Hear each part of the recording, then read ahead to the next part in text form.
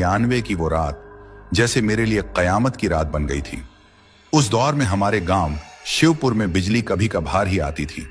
शाम ढलते ही स्याह अंधियारा पूरे गांव को अपने आगोश में ले लेता था और वहां एक अजीब सी गहरी खामोशी पसर जाती थी, जिसे अगर तुम ध्यान से सुनते तो तुम्हें उसमें झींगुरों की आवाज और दूर कहीं खेतों से आती उल्लुओं की हूटिंग मिलकर एक अजीब सी डरावनी धुन बनाती हुई लगती।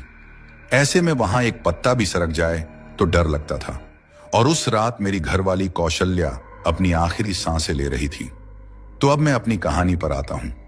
यह कहानी किसी भूत प्रेत की नहीं है, ये कहानी है आसक्ति की।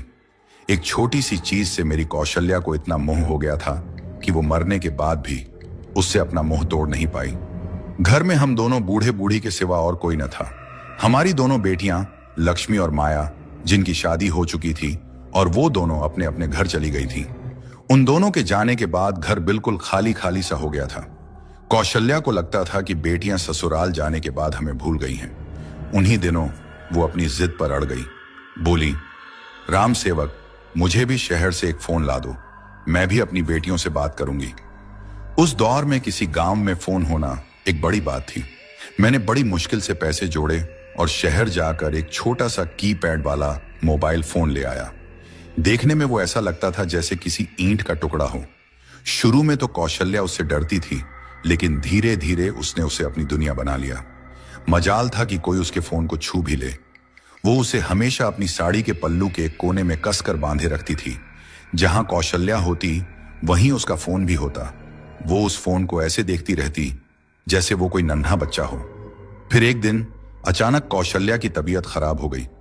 उसके गले से एक अजीब सी खरखराहट की आवाज आने लगी थी। उसकी आवाज भी बैठ गई थी और वो ठीक से कुछ खा पी भी नहीं पा रही थी।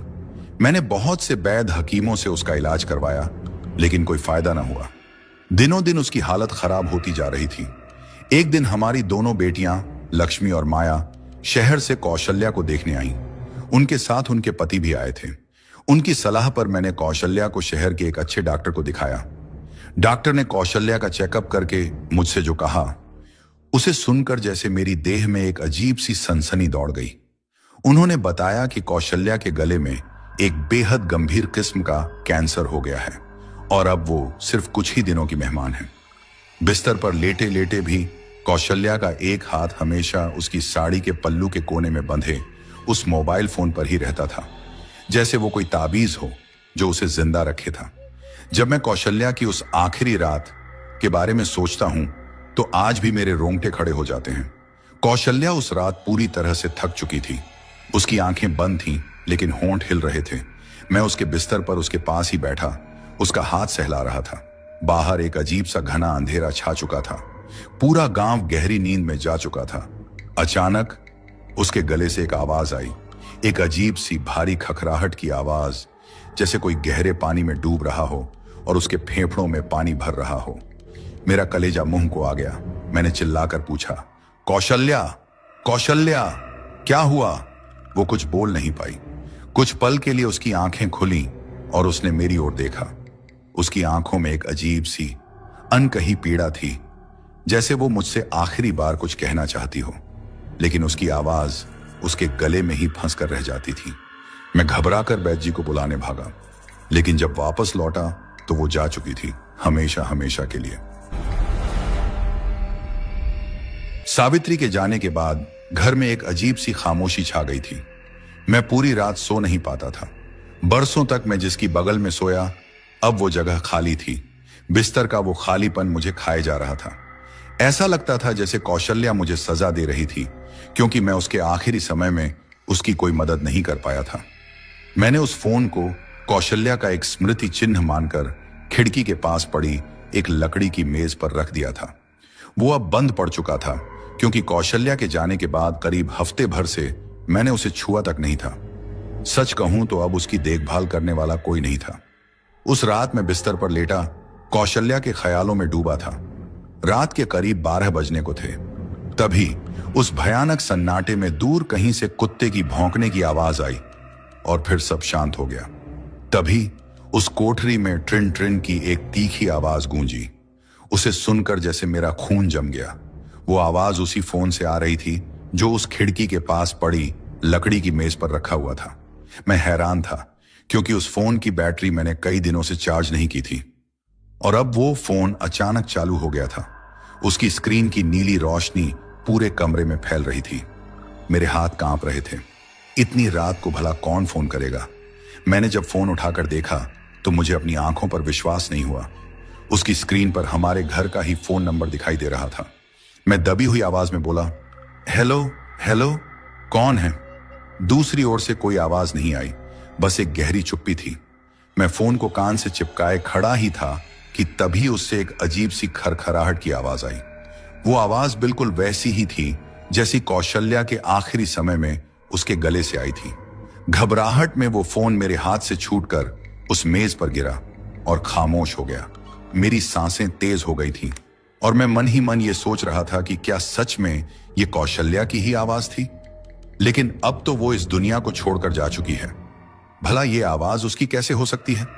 मेरे मन में दर्जनों सवाल उठने लगे थे। उस रात मुझे नींद नहीं आई। मैं पूरी रात जागता रहा। अगली रात भी यह सिलसिला जारी रहा। जैसे ही घड़ी ने 12 बजाए वो मोबाइल फोन ट्रिन ट्रिन करके फिर से बज उठा। जैसे ही मैंने उसे अपने कान से लगाया तो दूसरी ओर वही खरखराहट की आवाज थी। मेरे समूचे शरीर में एक सनसनी सी दौड़ गई। अब ये रोज का नियम हो गया था। जैसे ही रात के 12 बजते वैसे ही वो फोन बज उठता। मैं कांप कर बिस्तर पर उठ बैठता और उसकी घंटियां सुनता रहता। मुझे अब यह एहसास होने लगा था कि शायद कौशल्या का मरने के बाद भी इस फोन से मोह छूट न सका है और अब उसकी आत्मा इसी में बस गई है। मैंने ये बात किसी को नहीं बताई और बताने का कोई फायदा भी न था। भला कौन यकीन करता मेरी इस बात पर? सब यही कहते, बुढ़ापे में दिमाग सठिया गया है बुढ़े का। धीरे धीरे मैंने खाना पीना भी कम कर दिया था और मैं बस कौशल्या के ख्यालों में ही खोया रहता था। कुछ दिनों बाद मेरी बड़ी बेटी लक्ष्मी अपनी ससुराल से घर आई। उसने मेरी ये हालत देखकर मुझसे पूछा, बाबूजी, क्या हो गया है आपको? आप ठीक से खाते पीते क्यों नहीं हैं? ये क्या हालत बना रखी है आपने अपनी? तब मैंने दुखी मन से लक्ष्मी को पूरी बात बताई, उस फोन की और उसमें सुनाई देने वाली उन खरखराहट की आवाजों के बारे में। लक्ष्मी ठहरी शहर वाली। उसे मेरी इन बातों पर रत्ती भर भी यकीन न हुआ। उल्टा वो हंसते हुए मुझे ही समझाने लगी, अरे बाबूजी, ये टेक्नोलॉजी है, शायद फोन खराब हो गया होगा या फिर सिग्नल की कोई गड़बड़ी होगी। मैंने कहा, नहीं बिटिया, ये सिग्नल की कोई खराबी नहीं है, ये मेरी कौशल्या ही है जो शायद मुझसे कुछ कहना चाहती है। लेकिन लक्ष्मी नहीं मानी। उसने कहा, ठीक है बाबूजी, मैं इस फोन को अपने साथ शहर ले जाऊंगी और वहां इसे ठीक कराऊंगी या कबाड़ी को बेच दूंगी। कम से कम आपकी तो जान छूटेगी इससे। मुझे उसकी ये बात ठीक लगी और मैंने उसे वो फोन दे दिया। लक्ष्मी उस फोन को लेकर अपनी ससुराल चली गई। 2-3 दिन तो सब कुछ ठीक रहा। मैंने सोचा चलो पिंड छूटा। लेकिन चौथे दिन लक्ष्मी ने पड़ोस के एक घर में फोन करके मुझसे बात की। अब उसकी आवाज में वो पहले जैसा शहरी आत्मविश्वास नहीं था, बल्कि एक अजीब सी घबराहट और डर था। उसने धीरे से कहा, बाबूजी, वो फोन यहां भी। मुझे उसकी पूरी बात सुनने की भी जरूरत नहीं थी। मैंने उसकी बात बीच में ही काटते हुए उससे पूछा, उसी वक्त 12 बजे? उसने कहा, हां बाबूजी, रात के ठीक 12 बजे वो मेरे और अनुराग के सामने बजा। उससे वही अजीब सी आवाज आ रही थी। अनुराग तो उसे सुनकर सन्न रह गए। मैंने एक गहरी सांस लेते हुए कहा, हां बिटिया, मैं जानता हूं। लक्ष्मी ने आगे कहा, मैंने सोचा शायद ये सिम कार्ड और बैटरी की वजह से हो, इसलिए मैंने उससे सिम कार्ड और बैटरी दोनों निकाल कर फेंक दी। लेकिन वो तब भी बज रहा था बाबूजी। बिना सिम कार्ड और बैटरी के किसी फोन पर कॉल आना असंभव है, लेकिन उस फोन पर आ रही थी। यह बहुत ही अजीब बात थी। लक्ष्मी ने फिर कहा, मुझे बहुत डर लग रहा है बाबूजी। ये फोन नॉर्मल नहीं है। मैं इसे अपने घर में नहीं रख सकती। मैंने उसे आपके पास पार्सल कर दिया है। 1-2 दिन में वो आपके पास पहुंच जाएगा। 2 दिन बाद वो पार्सल मुझे मिल गया। मैंने बुझे हुए मन से पार्सल के उस डिब्बे को खोलकर वो फोन बाहर निकाला। उसे देखते हुए मुझे ऐसा लग रहा था कि जैसे वो मुझसे नाराज हो और मुझे गुस्से से घूर रहा हो। खैर, मैंने उसे वापस उसी मेज पर रख दिया जहां पर वो पहले रखा हुआ था। अब वो फोन बिना बैटरी और सिम कार्ड के बिल्कुल बेजान सा हो गया था। लेकिन अब भी वो फोन हर रात वैसी ही नीली रोशनी में चमक उठता और जब मैं उसे उठाता तो मेरे कान उस अजीब सी तीखी खरखराहट की आवाज से गूंज उठते।